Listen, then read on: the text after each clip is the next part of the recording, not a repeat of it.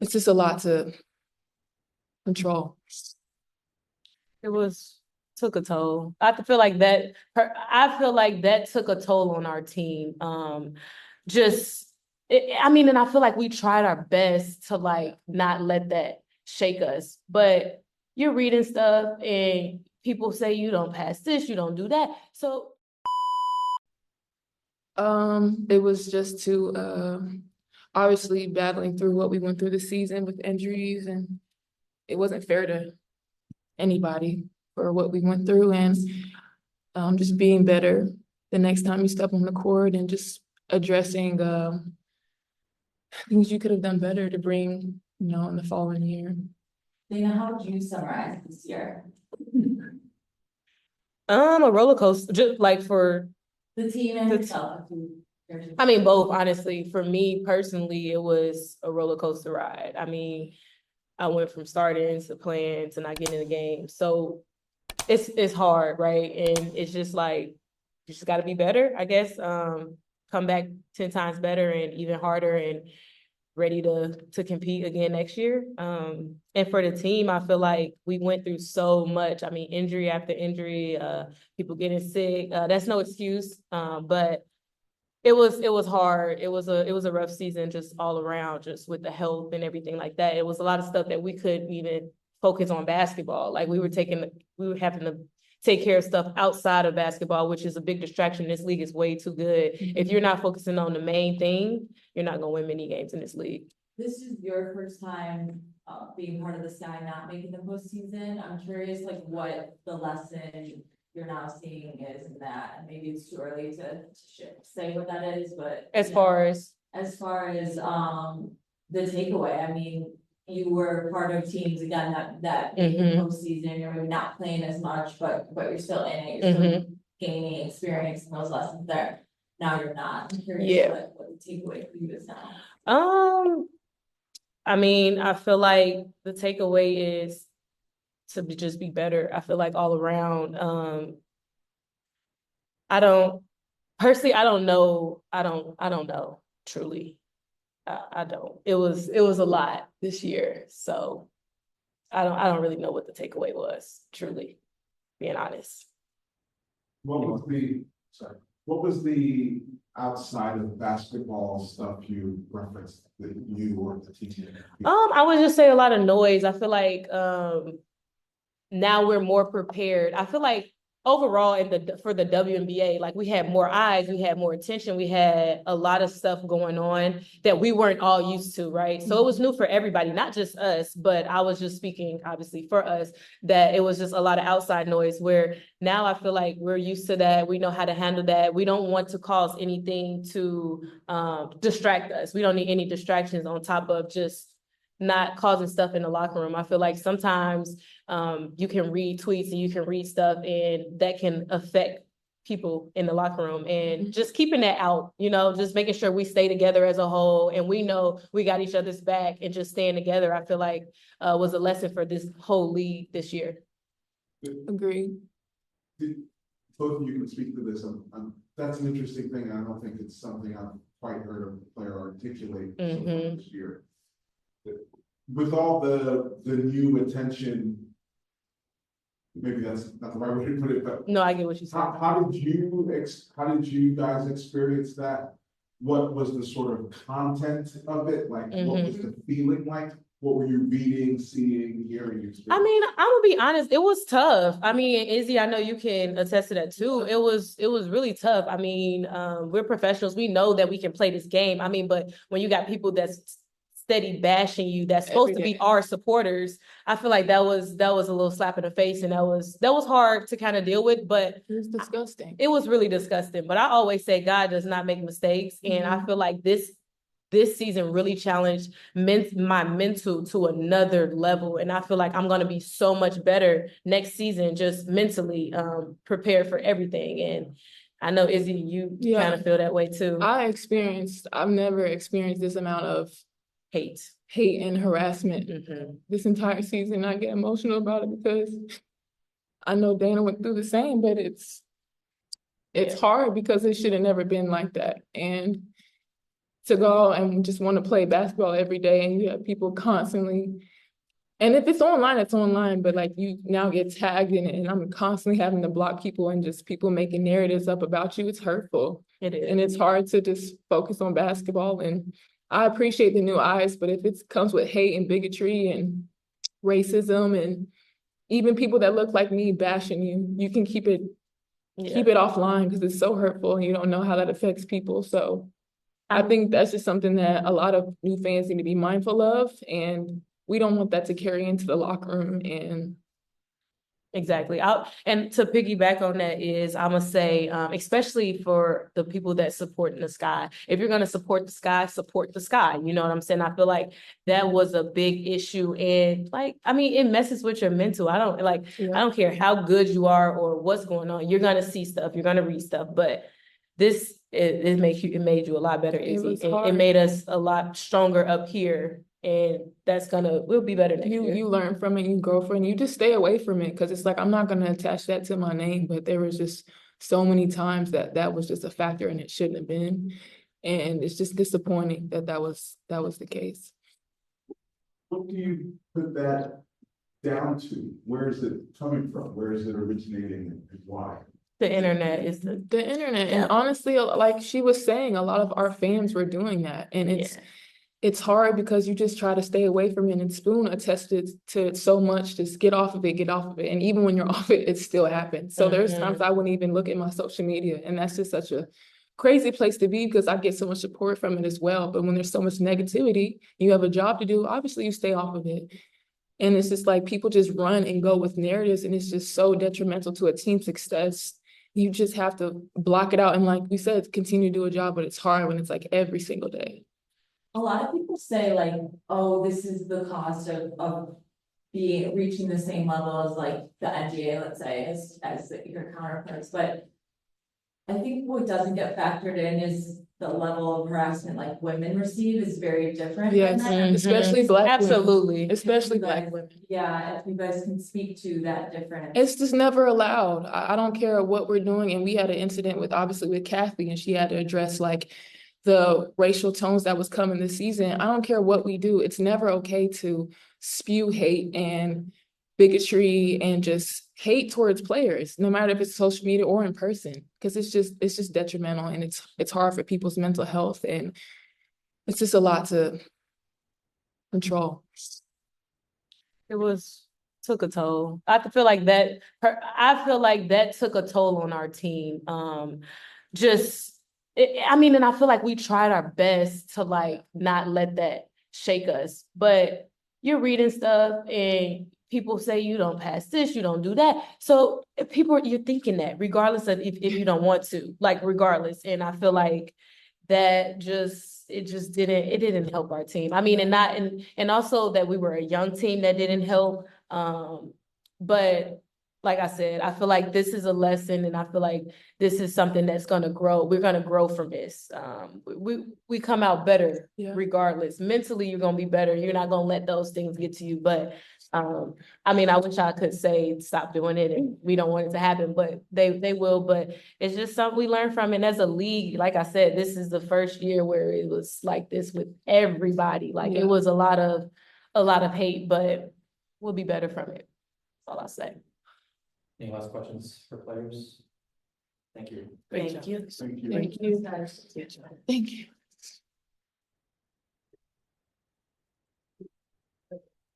Go to questions for Coach. Sorry. Spoon, this obviously wraps the season, but also your first season in the WNBA as a coach. What's your biggest takeaway?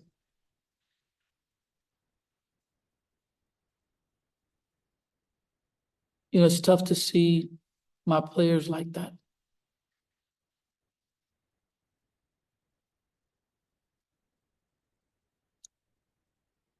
It's hurtful.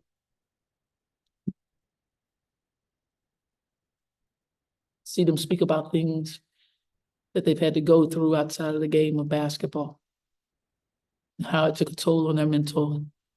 These are the things that I knew. And I think a lot of times people don't recognize what these players go through just to play the game. how hard it is to come in every day, practice hard every day, go and play in front of thousands and thousands of people. And then reading those things that they had to read about themselves, and me too. It doesn't bother me. So I'm trying to be as helpful as I could to them in those areas of life, because it could take a toll on young people. But what I love about this group, and I said it to them, is they had a no give up spirit. They would never give up. They always gave everything they had, every ounce of energy they had, they gave. They left everything out there. And if you can leave everything out there, you can walk away knowing that I left everything. All my juice is out there. All my energy was out there. All my effort was out there. You can live with that.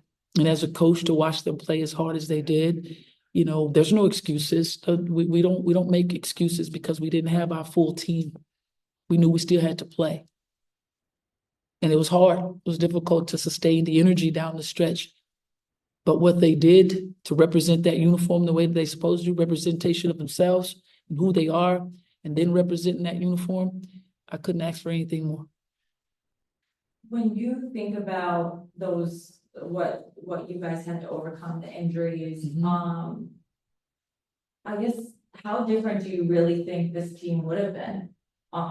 You know, even going back to like Elizabeth's injury, how much of a difference do you really think that all would have made? Because this team was still very young, still very inexperienced. So I'm just curious what you genuinely think. Yeah, but when you talk about going all the way back and having Will with us, is along with Cardoza, along with Angel, along with Kennedy and Diamond, and they all being healthy. You're talking about a team with an incredible production from your bench as well. You have an incredible bench production as well. But you're talking about losing all of that, and what all of that brings to our team. You lost a lot. We lost a lot with all of them being out. And without a doubt in my mind, we would have definitely been in the playoffs, not fighting for an 8th seed. We wouldn't have been fighting for an 8th seed. We would have definitely been up in numbers with the group that we had. Unfortunately, in this game, you know, injuries happen. And just unfortunately happened to us down the stretch of in a stretch that was so crucial. DJ Harden, Chicago State of Mind. Lindsay Allen has been an underrated player for you this season. So I just want to ask, like, what did you like most about her game this season? I've said this 1,000 times. She's a great leader. She came out and she led our troops. She knows how to steer the ship. You know, she took on a lot of scoring for us as well. When with people being out, she decided she's going to inject herself, but yet making sure that she did her job first as a point guard, and that's to facilitate. And she injected herself. She did a heck of a job of doing that. But then she's a pest defensively. You know, so many things that you do as a point guard, everything is initiated through you, whether that's the beginning of the offense or the beginning of the defense. And she did a heck of a job all season long for us. And follow up, we came up with injuries, and it's been a long season. You guys have apart. So I just want to ask, like, what was your message to the team heading into the offseason? I think I'll leave that in the locker room. Obviously, injuries are out of your control, and you take the team out there that you have. There seemed to be a critical window after the Olympic break where the team goes, I think, 1 for 9 in that start. And I'm curious, from your point of view, what had changed? What were teams doing to you? What were you sort of like failing to execute in that particular? This is it. We just didn't execute. We weren't the healthiest team coming back in the second half. Had a few players that were not very well at all out there playing, giving everything that they had. But we made no excuses. They made no excuses. They stepped on the floor and they tried to play anyway, tried to give everything that they had. And unfortunately, this is what has happened down the stretch. You know, it's an unfortunate thing because this is what I do know is if we were a healthy basketball team, that we will definitely be a playoff team, without a doubt in my mind. Okay, then. What do you think is, I know the season just ended, there's not been a ton of time for reflection, but just immediately when thinking about next season, what do you see as being the biggest need that needs to be addressed this offseason? Well, I just want to take my time with that before even answering that, because you know, the way you feel after losing and knowing that you're out for the season, you want to make sure that everything you say is the correct thing to say and say it in the right way. So I'll take my time with thinking about that, along with with our general manager and the organization, and we'll just go from there. I just don't want to make sure that I say the right things. There's a lot of thoughts going through my mind because I worry about our young players and what they're thinking and how they're feeling. But a piece of the message in the locker room was that I love them.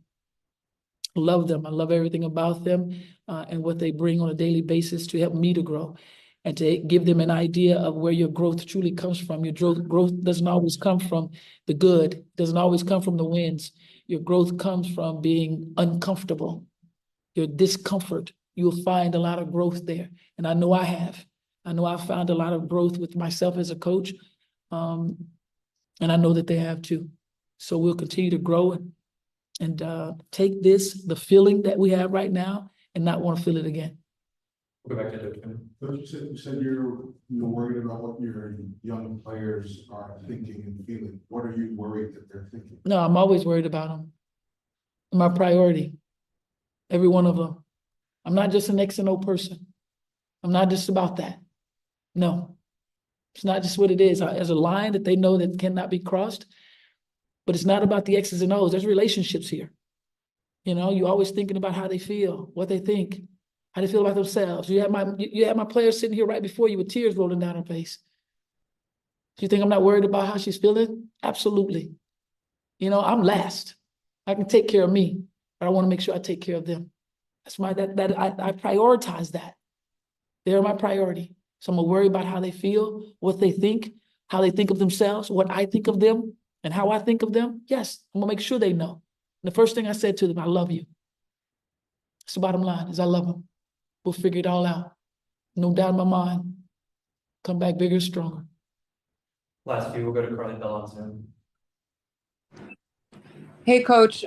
Just a question about the game. Isabel Harrison finished with a double-double, and I know a couple weeks ago you called her a walking double-double, and her goal this year was to just heal. To kind of see her end this season in a statistical high note with a double-double and just have this growth that you've seen this season, what does that mean for you to just see her kind of come back from this injury and end on a high note? No, to come back from that type of injury, you know, there's a level of confidence that you have to gain too, just about getting back on the floor. And a lot of times what most people say and believe is when you come back from an injury in your first year back on the floor is normally you're kind of testing yourself, getting your feet back underneath, your legs underneath you. But Izzy kind of grew a little bit faster, went to another level pretty fast with her healing and being able to step out on the floor and play with that confidence that we wanted her to play with. And yes, I've always told her that she's a walking double-double. It's all about you. It's all about what you want from it and how you can do it consistently. So to see her do it down the stretch was good to see. Thank you. Thank you. I know it's hard to project into the future at the moment, and it's really difficult because things just end for you to kind of reflect. But I'm sort of trying to get a picture in my mind for what you are thinking and feeling, just like in this moment right now, like not tomorrow in the off season, not the months that have gone by, but like what is like sitting on your heart and in your mind? I hate losing. Hate it. That's what's on my mind. Hate knowing that I'm not going back into the gym with these young ladies in the morning. Hate it. I love this game so much that losing irritates the crap out of me, but it motivates me. And it's going to motivate this team. Thanks.